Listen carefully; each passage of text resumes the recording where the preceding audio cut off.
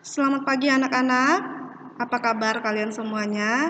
Semoga kalian selalu dalam keadaan sehat dan masih tetap semangat ya Sangmen. Oke, video pembelajaran pada hari ini, hari Jumat, tanggal 23 Oktober 2020, kita masih ada pada tema 5, pahlawanku, subtema 1, perjuangan para pahlawan. Dan hari ini, Lause akan melanjutkan pembelajaran kita sebelumnya, yaitu pembelajaran 4 sampai dengan pembelajaran 6. Sebelum Lause masuk kepada materi, Lause akan terlebih dahulu membacakan tujuan pembelajarannya. 1. Siswa mampu mengidentifikasi informasi dari teks non-fiksi yang dibaca dengan terperinci.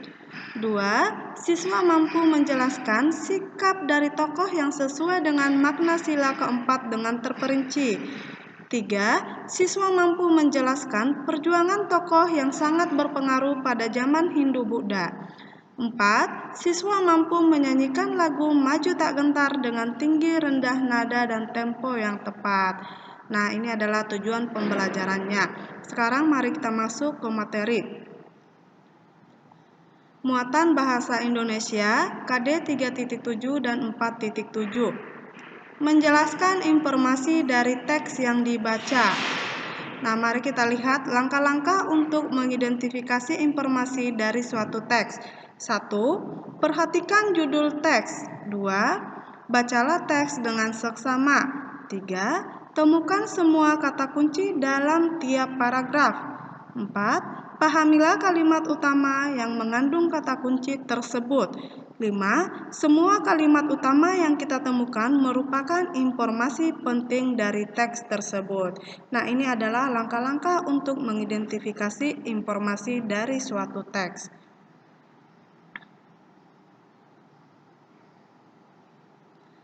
Mempresentasikan informasi dalam bentuk peta pikiran. Nah, peta pikiran merupakan suatu cara untuk menyajikan konsep, ide, atau informasi lainnya dalam bentuk diagram. Pada peta pikiran, topik utama teks biasanya dihubungkan dengan informasi lain yang ditulis dalam bentuk kata kunci atau gambar. Penyajian informasi dalam bentuk peta pikiran diharapkan dapat membantu kita untuk mempelajari informasi dengan lebih cepat dan efisien. Nah, sekarang kita masuk ke Ayo Berlatih halaman 82. Seperti biasa, Lause akan bahas dan kalian hanya menyalin kembali di buku tulis ya Sangmen. Oke, Lause akan baca dulu teksnya. Dan nanti dari teks kita akan menjawab pertanyaannya. Oke, Lause baca teksnya dulu. Sangmen simak. Supaya nanti bisa sama-sama mengerjakan pertanyaannya ya Sangmen. Oke, langsung mulai. Tuanku Imam Bonjol. Tuanku Imam Bonjol yang memiliki nama lengkap Muhammad Sahab merupakan salah satu pahlawan Indonesia. Beliau lahir di Pasaman, Sumatera Barat pada tahun 1772 dan wafat di usia 92 tahun tanggal 8 November 1864. Peto Syarif adalah panggilannya ketika remaja. Saat dewasa, beliau terkenal sebagai pemimpin yang tegas menentang penyimpangan ajaran-ajaran agama di Sumatera Barat. Perang Padri adalah perang saudara yang terjadi antara kaum adat dan kaum Padri atau agama. Kaum Padri yang dipimpin oleh Tuanku Imam Bonjol berupaya untuk meluruskan ajaran-ajaran agama Islam yang menyimpang di kaum adat. Kaum Padri terkenal tangguh dan kuat sehingga kaum adat merasa terancam. Keadaan tersebut membuat Belanda datang untuk membentuk kaum adat. Peperangan besar dan sengit pun terjadi sehingga Belanda dapat dikalahkan oleh pasukan kaum Padri. Pihak Belanda kemudian terpaksa mengadakan perjanjian damai dengan kaum Padri pada tahun 1824. Perjanjian itu dikenal dengan nama Perjanjian Masang.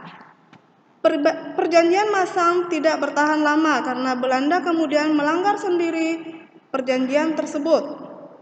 Kaum adat sadar bahwa peperangan yang terjadi berasal dari politik adu domba Belanda. Kaum adat dan kaum Padri akhirnya bersatu melawan Belanda. Namun, Belanda mendatangkan ribuan pasukan untuk mengepung Benteng Bonjol. Benteng tersebut akhirnya berhasil ditaklukkan pada 16 Agustus 1837 oleh Belanda. Tuanku Imam Bonjol berhasil menyelamatkan diri, tetapi akhirnya tertangkap kembali. Imam Bonjol kemudian diasingkan ke beberapa wilayah di Indonesia. Beliau wafat di tempat pengasingannya terakhir, yaitu Lotan, Manado. Nah, itu adalah teks tentang Tuanku Imam Bonjol. Dan dari teks ini kita akan menjawab pertanyaannya. Nah, soal nomor 2 di situ, tuliskan informasi penting yang terdapat di setiap paragraf dalam teks. Nah, mari kita lihat.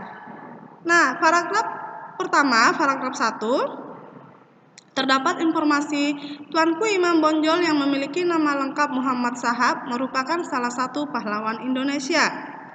Dan untuk paragraf 2, Perang Padri adalah perang saudara yang terjadi antara kaum adat dan kaum Padri.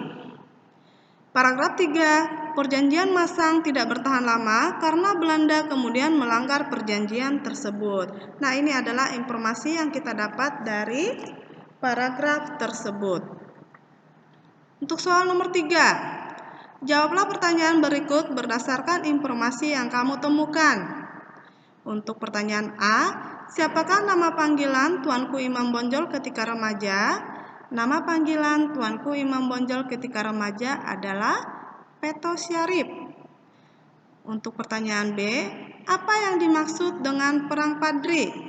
Perang Padri adalah perang saudara yang terjadi antara kaum adat dan kaum Padri, yaitu kaum agama atau kaum agama ya.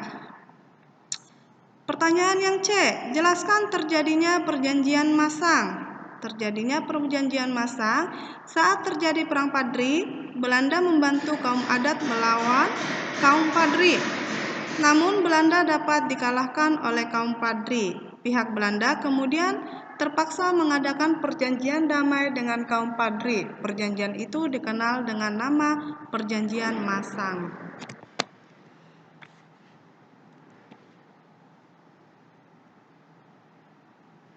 Yang D, mengapa perjanjian masang tidak bertahan lama? Karena perjanjian masang tidak dapat bertahan lama karena Belanda melanggar sendiri perjanjian itu. Untuk pertanyaan E, jelaskan cara Belanda untuk menaklukkan Tuanku Imam Bonjol. Cara Belanda menaklukkan Tuanku Imam Bonjol adalah dengan cara mendatangkan ribuan pasukan untuk mengepung Benteng Bonjol. Nah, sekarang kita masuk ke Ayo Berlatih yang ada pada halaman 90. Di situ juga masih ada teks. Selasa akan bacakan teksnya. Dan nanti dari teks kita akan menjawab kembali pertanyaan-pertanyaannya ya sesengmen. Selasa akan bacakan. Sultan Hasanuddin. Sultan Hasanuddin lahir di Makassar, Sulawesi Selatan pada tanggal 12 Januari 1631 Masehi. Nama Sultan Hasanuddin adalah I Malombasi Muhammad Bakir Daeng Matawang Karaeng Bonto Mangape. Ia adalah putra kedua dari Raja Goa ke-15, yaitu Sultan Malikus Said. Setelah naik tahta, ia mendapat gelar Sultan Hasanuddin Tumenanga Ribala Rangkana. Namun, ia lebih sering disebut dengan Sultan Hasanuddin. Ketika masa pemerintahan Sultan Hasanuddin, Belanda berusaha menguasai perdagangan rempah-rempah di Sulawesi, termasuk wilayah kekuasaan Kerajaan Goa. Sultan Hasanuddin berusaha merangkul raja-raja kecil di Indonesia Timur untuk menentang Belanda. Belanda menjuluki Sultan Hasanuddin sebagai ayam jantan dari timur karena selalu melakukan perlawanan yang sengit. Adanya pengkhianatan yang dilakukan oleh Raja Arupalaka dari Bone Belanda berhasil membuat kekuatan pasukan Hasanuddin melemah dan terdesak. Pada tanggal 18 November 1667, Sultan Hasanuddin bersedia menandatangani perjanjian Bongaya dengan Belanda. Perjanjian ini juga dijadikan sebagai taktik Sultan Hasanuddin untuk mengumpulkan kembali kekuatan melawan Belanda dan mencegah timbulnya korban jiwa. Nah, itu adalah teks atau bacaan tentang Sultan Hasanuddin. Kita akan menjawab pertanyaan dari informasi yang kita peroleh dengan bentuk peta pikiran. Nah, ini adalah Sultan Hasanuddin. Kita akan menjawab dalam bentuk peta pikiran. Di sini ada nama tokoh. Nama tokoh yaitu Sultan Hasanuddin. Kerajaan yang dipimpin yaitu Kerajaan Goa. Julukan tokoh Ayam Jantan dari Timur. Daerah asal tokoh Makassar, Sulawesi Selatan. Perjuangan yang dilakukan berusaha merangkul raja-raja kecil di Indonesia Timur untuk menentang Belanda. Perjanjian yang dibuat adalah Perjanjian Bongaya. Perjanjian Bongaya. Nah, ini adalah informasi dalam bentuk peta pikiran. Sekarang kita masuk ke muatan PPKN KD 3.1 dan 4.1. Sikap yang sesuai dengan makna sila keempat Pancasila. Nah, di sini ada sikap yang sesuai dengan sila keempat Pancasila dan ada sikap yang belum sesuai dengan sila keempat Pancasila. 1. Melaksanakan hak memilih dan dipilih untuk menjadi ketua kelas. Ini adalah sikap yang sesuai.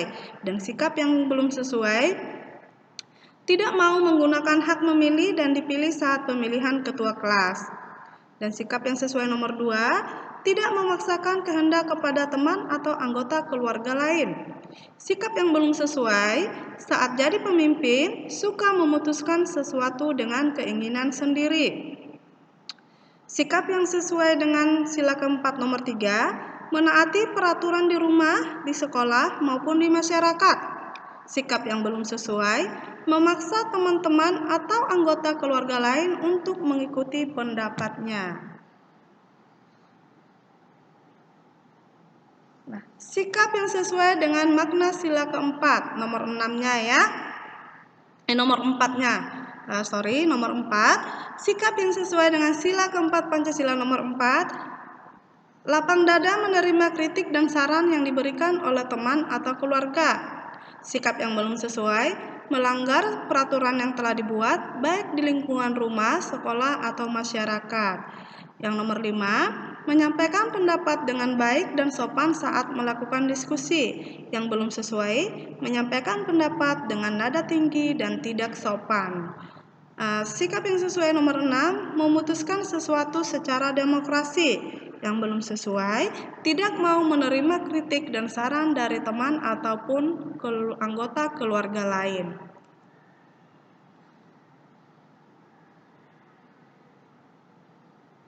Sikap kepahlawanan.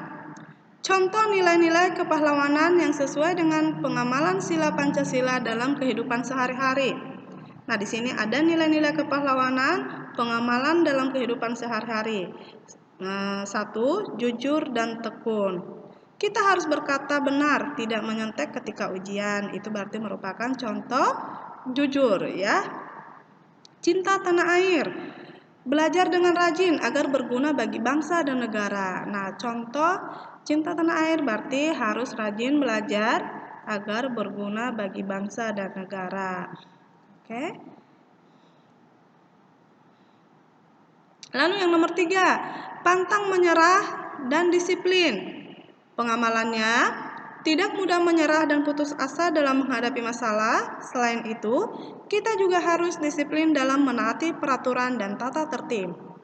Nomor 4, rela berkorban. Menolong orang dengan tulus dan ikhlas serta tidak mengharapkan imbalan apapun.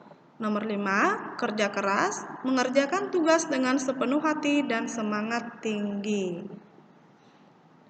Sekarang kita masuk ke Ayo Berlatih halaman 84, muatan PPKN ya. Nah, soal nomor 1. Lause ingatkan sekali lagi Sosongmen, jika ada tugas seperti ini, kalian jangan suka menunda-nunda pekerjaan ya. Lause sudah beberapa kali mengingatkan tentang hal ini.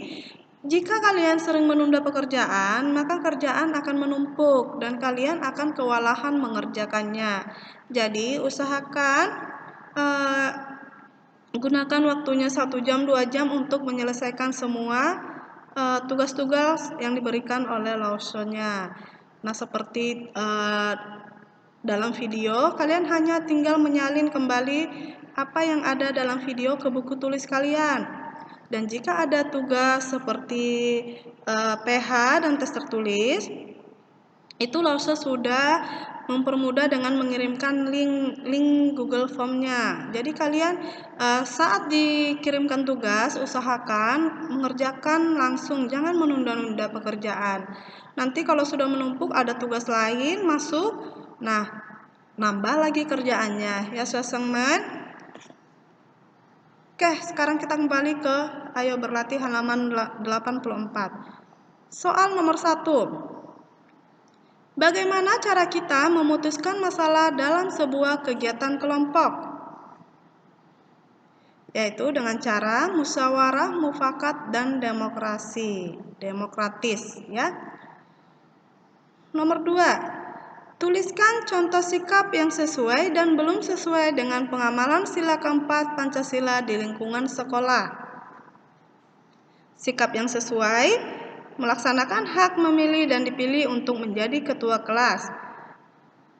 Nomor 2, tidak memaksakan kehendak kepada teman. Sikap yang belum sesuai, tidak menggunakan hak memilih dan dipilih saat pemilihan ketua kelas. 2, saat jadi pemimpin suka memutuskan sesuatu dengan keinginan sendiri. Soal nomor 3. Tuliskan contoh sikap yang sesuai dan belum sesuai dengan pengamalan sila keempat Pancasila di lingkungan rumah. Ini sekarang di lingkungan rumah. Sikap yang sesuai. 1. Menaati peraturan yang telah disepakati bersama. 2. Tidak memaksakan kehendak kepada anggota keluarga. Nah, sikap yang belum sesuai. 1. Memaksa anggota keluarga lain untuk mengikuti pendapatnya. 2. Menyampaikan pendapat dengan nada tinggi kepada anggota keluarga. Nomor 4. Tuliskan contoh sikap yang sesuai dan belum sesuai dengan pengamalan sila keempat Pancasila di lingkungan masyarakat. Tadi ada di lingkungan sekolah, lingkungan rumah, dan sekarang di lingkungan masyarakat. Kita lihat sikap yang sesuai. 1. Menyampaikan pendapat dengan baik saat rapat Karang Taruna. 2. Lapang dada menerima kritik dan saran dari tetangga. Sikap yang belum sesuai, melanggar peraturan yang telah disepakati. 2. Tidak mau menerima kritik dan saran dari tetangga. Nomor 5. Tuliskan contoh sikap yang dimiliki oleh pahlawan nasional yang sesuai dengan nilai-nilai Pancasila. 1. Bersikap adil dan bijaksana. 2. Menghargai perbedaan-perbedaan. 3. Tidak mudah menyerah dan putus asa. 4. Menyelesaikan masalah dengan musyawarah atau mufakat. 5. Menerima dan melaksanakan hasil keputusan bersama. Ini adalah contoh sikap yang dimiliki oleh pahlawan nasional yang sesuai dengan nilai-nilai Pancasila. Sekarang ayo berlatih yang ada pada halaman 91, muatan PPKN KD 3.1 ya. Perhatikan gambar berikut, lalu kerjakan soalnya. Di sini ada gambar. Di situ si anak memegang kotak sumbangan. Dan gambar yang kedua, menolong temannya yang jatuh. Gambar yang ketiga, melakukan musyawarah.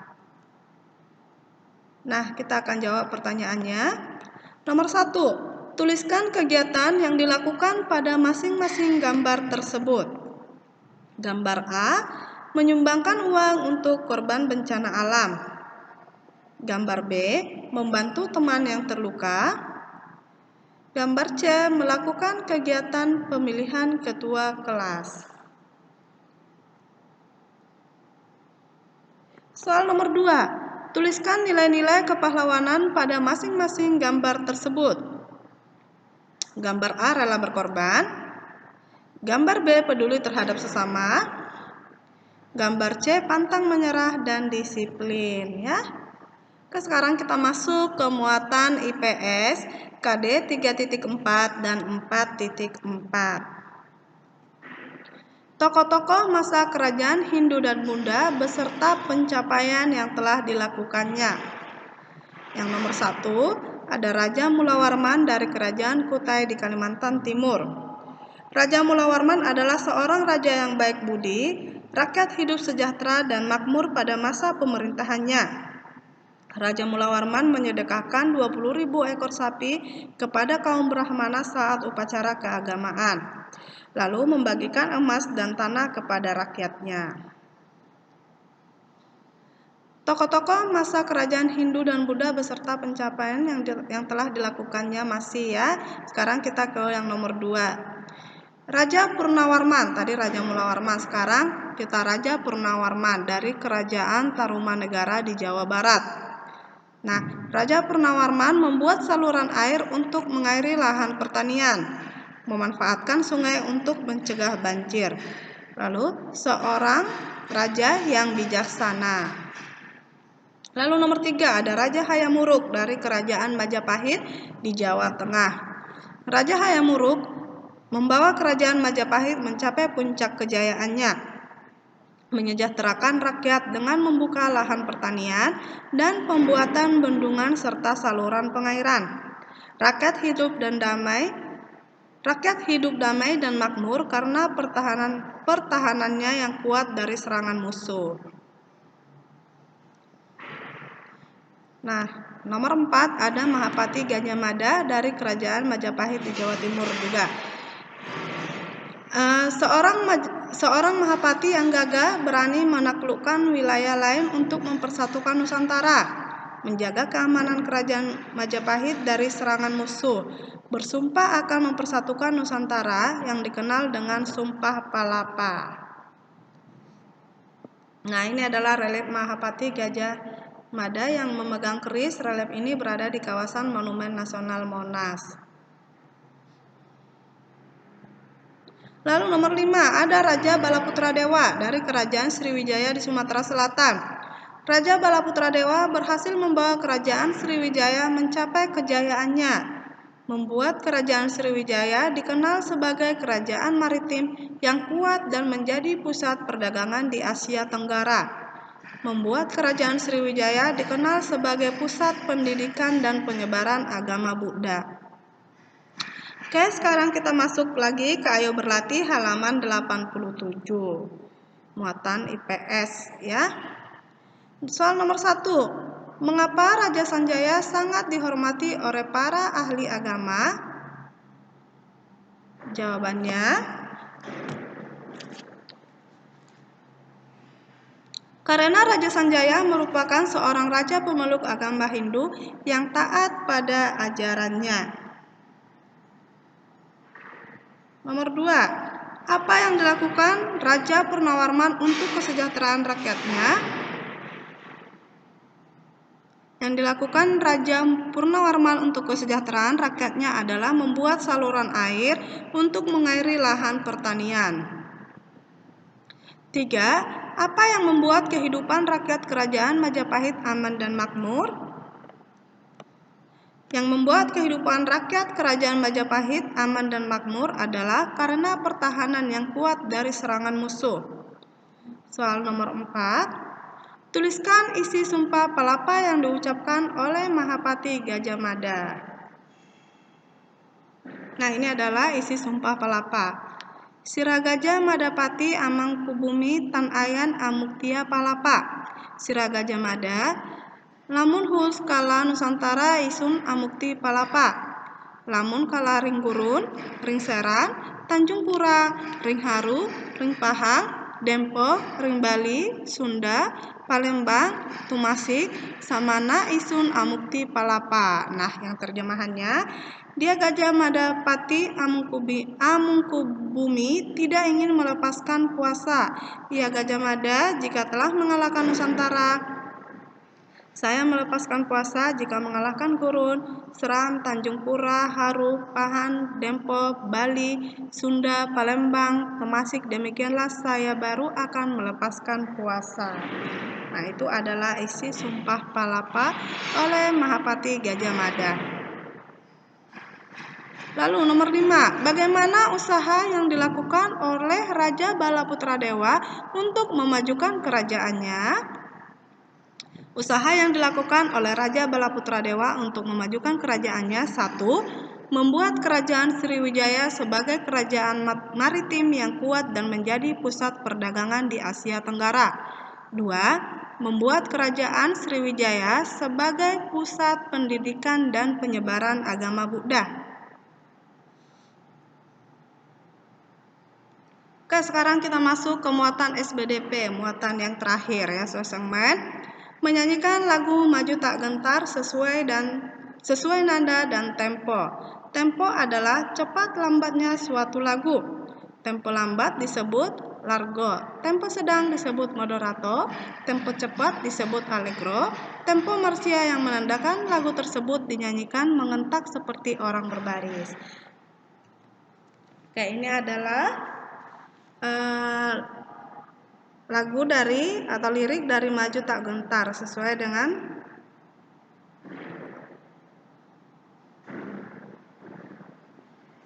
nada marsia ya. Oke, Sosengmen, sekarang kita dengarkan dulu lagu Maju Tak Gentar.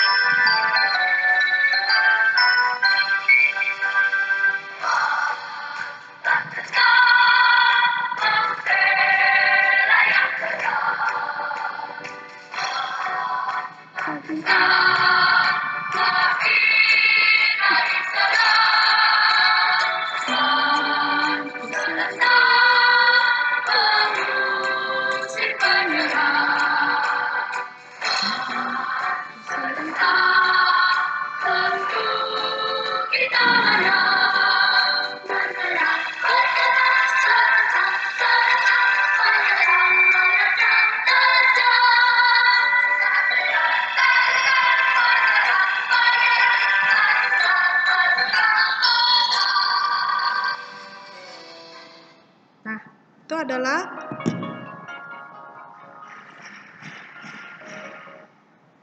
lagu Maju Tak Gentar. Oke, sekarang kita masuk ke tugas. Ada tugas Sosengmen, yaitu tugas keterampilan portofolio halaman 60. Muatan PPKN KD 4.1. Kewajiban pekerjaan yang sesuai dengan nilai-nilai Pancasila. Nah, tugas ini dikumpul paling lambat Selasa 27 Oktober 2020 kepada wali kelas masing-masing. Nah, ini adalah tugas keterampilan portofolio, kewajiban pekerjaan yang sesuai dengan nilai-nilai Pancasila. Nah, contohnya kalian lihat di halaman 60 ya, Sosengmen. Contoh yang pertama, lakukanlah sebuah wawancara dengan orang tuamu. Jadi kamu bisa melakukan tanya jawab dengan orang tua, dengan papa sama mama ya, Sosengmen. Lalu tanyakan jenis pekerjaan yang mereka miliki. Nah, misalnya pekerjaan orang tua, misalnya pengusaha atau tokoh. Ini yang Lose sebutkan ini contoh ya. Misalnya pekerjaan orang tua itu pengusaha atau punya toko. Nah, tanyakan juga kewajiban orang tua pada pekerjaan tersebut. Nah, jadi kamu tanyakan kewajiban orang tua terhadap pekerjaan tersebut. Nah, tadi Lose bilang contohnya itu pengusaha atau punya toko ya. Nah, kewajibannya apa? Berarti kewajibannya memperlakukan karyawan dengan adil. Misalnya, memberikan upah pada karyawan memberikan upah pada karyawan atau memperlakukan karyawan secara adil lah, kewajiban orang tua ya. Misalnya kok memperlakukan karyawan dengan adil. Kalau sudah memperlakukan karyawan dengan adil berarti sudah memberikan upah kepada karyawannya, sudah berbuat baik kepada karyawan. Itu adalah kewajiban selaku bos ya. Lalu hubungkan kewajiban tersebut dengan nilai-nilai pada Pancasila. Nah, sekarang kamu hubungkan kewajiban orang tua kita tadi kepada nilai-nilai Pancasila. Tadi Lause menyebutkan di situ kewajibannya memperlakukan karyawan dengan adil. Berarti Lause bisa menghubungkannya kepada sila kelima. Begitu Sesengmen ya. Contohnya yang Lause sebutkan ini adalah contoh.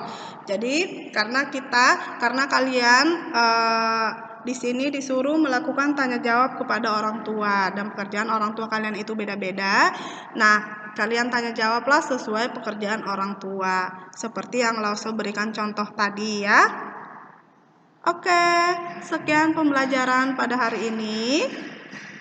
Ingat, setelah kalian menonton video ini, kerjakan langsung tugas keterampilannya supaya untuk pekerjaan-pekerjaan atau tugas-tugas besok tidak menumpuk ya Sesengmen.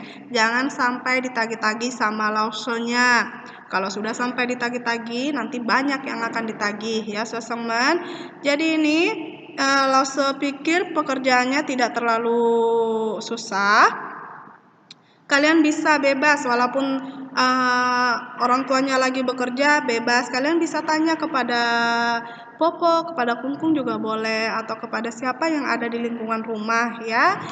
Misalnya kalian menunggu orang tua pulang kerja terlalu lama. Nah, sementara yang ada di rumah itu ada Popo, Kungkung, Cece misalnya. Jadi kalian bisa tanya jawab kepada mereka ya Sesengmen. Oke, sekian pembelajaran pada hari ini. Lause berharap kalian selalu tetap semangat ya Sesengmen. Jaga kesehatan dan jangan lupa berdoa. Oke, Tacha Cacen.